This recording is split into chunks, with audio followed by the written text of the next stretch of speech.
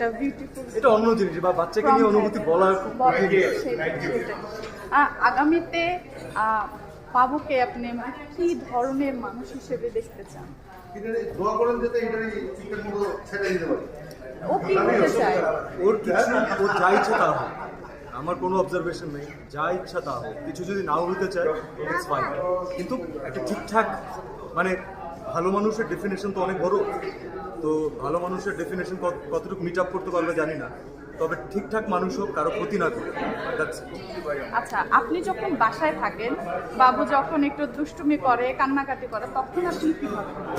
আমি ওর সাথে ও যা করে আমি তাই করি। ছোট মানুষের হ্যাঁ, ও যা করে আমি তাই করি। তাতে হয় কি যে ওর মনে হয় যে ওকে আমরা যে শাসন করছি অথবা ওকে যে আমি থামাতে চাচ্ছি, ওইটা ফিল করে না।